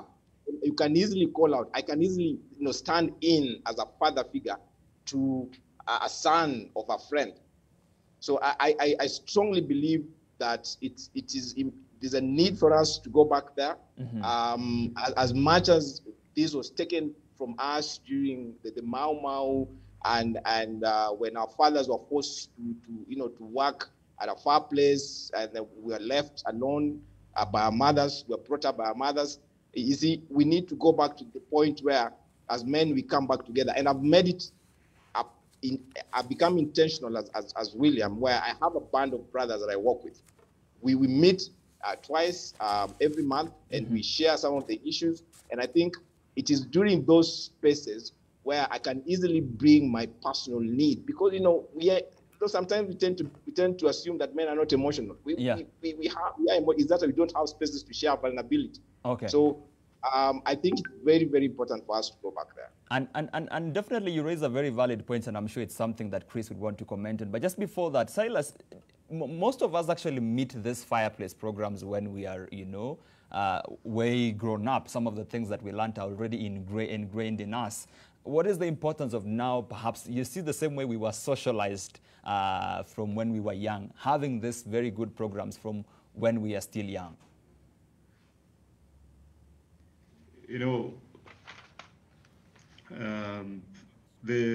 It's important to meet as men, because sometimes as a man you think that you're going through a certain problem it's a personal thing. Then I get to share with the men a lot, and you find like these problems are just common everywhere, like it rains everywhere. Yeah. So as William has said, like it's very critical now for us to go back to the basics. And like the previous 2 decades, like we didn't have these spaces. We just met, we talked about sports, business, and everything. But now we have to find a place where we can talk about matters of the heart. And there's something we keep on talking about, like we can learn skills on how to be men, or we can, like if you become fully masculine, you can fix everything in your life. Life is not a straight line, and you can be all these things. And especially now when you're dealing with women also have other things that they want in their lives that even as men, try as we can't like fulfill their every wish. That's another thing that men have to know, so that if it's all about relationships, we need now to take a bit longer when you're searching for a spouse. We need now to have more knowledge with the person that you're moving. Previously you just met someone, maybe started cohabiting. The joke, they say that marriages in Nairobi, they start like mbono tunali parent mbili. So you move in with a stranger that you don't know, and then after 3, 4, 5 years, you know their true colors. So men now have to start being like very intentionally trying to know the background of the person that they're going to date. Like there's so many other factors that behind, like beyond building ourselves as men, also the way we go about choosing our mates. Like now we need to take more time. Like I've been advising young men, like you need to delay marriage up maybe at least when you are about 32. And now you need to know, like as the caller from Mombasa, I don't know, from Kola, say that we need sort of like a syllabus like that can guide men, like how do you choose a mate. That can also help men to go with the partners who can complement them, because part of the reason that marriages are failing, not like men are doing something wrong, it boils down to their ability to choose the right partner. So previously, like the last 2 decades, we went from like kitambo, like there was like you could be connected. Is it called the matchmaking? Okay. Like in the village, they could get your wife, and we had those processes, like you date, the courtship, then you go for a wedding, like all that process. Okay. Like the last maybe 10 or 15 years, we started skipping that, and that's why we're having so many problems. So we can try and help men like to be men. We can teach them the skills on how to be husbands and all that. But above all, we must also teach them on how to choose, And we can only learn that from elderly men. I also urge young men to start talking to their uncles. You know, initially we thought like they're foolish or they don't know what they're doing. But the older I grow, the more I'm realizing that older men are actually very wise. It's okay to sit with them, to have a drink with them, to ask them about this life question because they have lived through this life, you know. So we should talk amongst ourselves as peers, but also we should seek the counsel of elders. Okay. It's going to be very helpful for young men. Chris, what I'm picking from what you said comprehensively is being intentional. Yes. It's interesting that he says now you need to, you know, delay getting into marriage. I think when it comes to marriage, it's not so much about the age, whether it's 32 or 23, it's the stage. They are very mature 25-year-olds. They are very immature 45-year-olds. Oh, yes. They are 45-year-olds who will shock you. But we used to have a very good system as Africans. And I've been saying this a lot, that as Africans, we have this conflict of cultures. There's a part of us that is westernized, and there's a part of us that is still African. When Kalechi talked about it, so I think we were off air, and there's this, you want this lady who can get the money, so that's the Western part of you, then she comes home and then you need the African wife. You know, it's the conflict. You want the African wife who is very submissive and does everything that you want, but then she goes out and she's a CEO and she's making the money. When she comes back home, she puts off that cap and comes in here. We have that kind of a struggle. And we need to understand that when it comes to certain things, our cultural setting was favoring us with things like marriages, the aspect of having other families involved, where you don't just meet on the street and decide we are married. The fact that there's an accountability system. Before you even walk out of this marriage or relationship, you're going to have to answer to other people who are not just you. It's important for people to look at how does somebody relate with their family, with people that they respect. Do they even have, it is important to have a man who has somebody he fears. A man must have somebody he fears, somebody who, if you say, look, let's go and talk to so-and-so, they will try to find a way not to go there, because that's an element of accountability. Accountability, yes. That will help us deal with a lot more issues, Victor, than if we just, you know, date one, then the next weekend the girl has a sleepover over there. Then before you know it, by the second weekend, she has moved in. You have no value for her. You have no value for her family. You have no value for her needs. By the time she's realizing you're not treating her well, it's the third month, she's pregnant already. She doesn't know whether to move out with the pregnancy, stay in, she's not even married. There are a lot of those things. So it's important that we understand that we can't just throw away everything that we had before, just because we think we have advanced now. Okay, and definitely then this has to begin. So how do we become better than maybe our parents were? And how do we make our children better than we are? I think it's the intention. And like I said before, dating is a period for data collection. And that data collection goes beyond where you work and what you do. You know, those are some of the opening questions on the date. So what do you do? And I'm like, that is not who I am. You know, what I do is not who I am. But the intention of where you want to go and knowing that a relationship must grow. If I'm getting into a relationship, I have the intention to grow and I want somebody I can grow with. So if I want to grow with you, then just think of your relationship the way you think of a business. Okay, we are here in a partnership. We're running this company, and we have each got our own strengths. How do we pull ourselves together? What is our intention? See, in a business, your intention is you want profits. Okay, you want profits, and you want to get to the next level. If you have accountability, you have a board of directors who you have to be accountable to. So if you look at the way a business is structured and you put yourself as a relationship, we structure it like with that business sense for our survival should be the way we would want if we were running a company. Then we have to have accountability partners. We have to have people we are answerable to. And we have to be able to go to them when we have these issues. So the intention of what you want this relationship to be, how you want to grow, is what I feel is the most important part. We have to close this conversation. I'm going to give each one of you 30 seconds to close this, and I'll start with you, Silas. How do we build stronger men, and stronger men, of course, from our boys today? knowledge that all fathers play. And right now we have so many children are being raised by single parents, so we have to find a way that we can bring stronger men into their lives. And we need to accept that the differences, certain fundamental differences between boys and girls on how we raise them, they're not the same. And we need now to start now talking about male issues, their mental issues, and the problem that they face. And I add that the middle, like the show that we've had today, has been very productive. We need more and more of this because women have been having many platforms to air their issues, and I think that's why they're being addressed. And I think now, going forward, we need more platforms where we can just talk about men issues in a positive way, not necessarily in a negative way. Okay, all right. And William, you and Chris are running programs that help develop better men from young boys. But the intention to be part of this has to be there. We are not known to be people who talk. How much importance should we attach to men talking and beginning to open up? We need to give it the importance it deserves. Well, what I say is a stable man is a safe society. And our children are like letters we are sending to a future we do not see. So with that in mind, then we need to go back to the basics of fatherhood.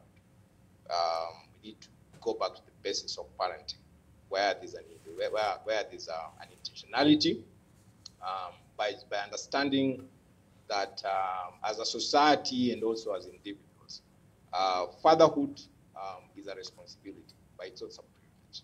So as much as it's a privilege, it comes with huge responsibility. And I always say that good parenting is not a guarantee that our children will turn out well. Okay. It increases the chances. So we have to invest in our boys and in our children today to secure our future. Okay. All right. Chris, in 30 seconds, definitely there's so much pressure, unemployment, the lack of money, providing for these children. But the place of a man should always be there in a marriage and in a society and in a family. 30 seconds. I will speak more from the point of the needs of a woman for any man who's listening out there. I was jotting down a few things while we were talking. Yeah. One, that every woman wants to be led. Number two, every woman wants to be loved. Maybe I should be writing. Yeah, you should. Yeah, one, every woman wants to be led.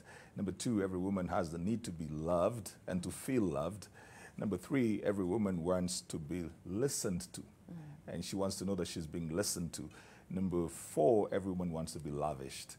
And I know men struggle right there because they think it's materialistic, but every woman, it just means something to them. You brought a gift, you brought a this, you brought that. Yeah. Every woman wants to be lavished.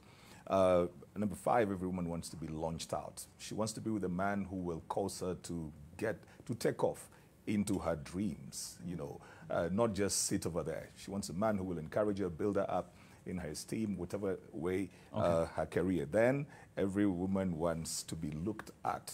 Oh.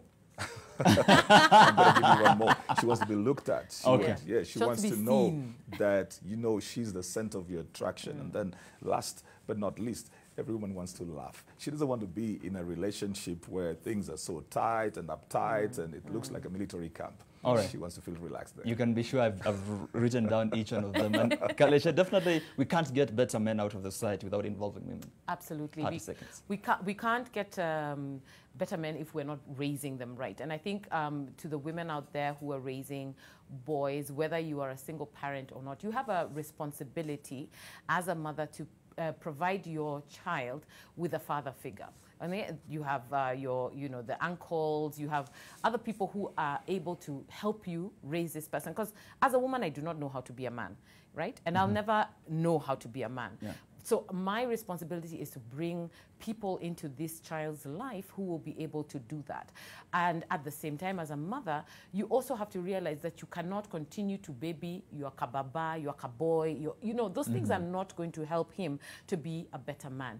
Think of yourself as if this boy of mine was to come to my family and say that they want to marry me, how will it be? So I want to raise a child that I am happy to present to my in-laws. All right. raise a child that you'd be happy to present. Wonderful. That brings us to today's discussion. We've been talking about men and masculinity and how we can bring up better men from today's boys and today's teenagers. I've absolutely enjoyed thoroughly, of course, moderating this discussion. Many thanks to CJ Atemo, who's a personal development coach, as well as William Odwar, who's also a personal development coach, who has been joining us on Zoom. Kaleche Muma, she's the CEO of KM Network, that is Kaleche Muma Network. And of course, Silas Nyenchwani is an author and a writer. That brings us to today's conversation. We've had an see you again on Monday. Keep watching. Don't go anywhere.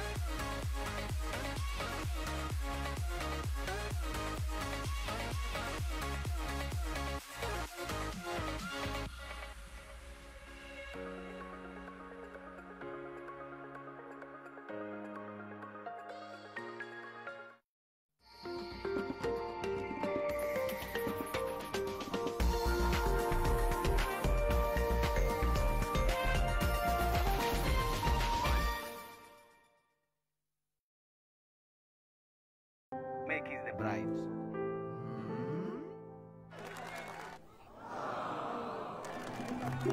Get 500 MB free kila siku and never miss a moment.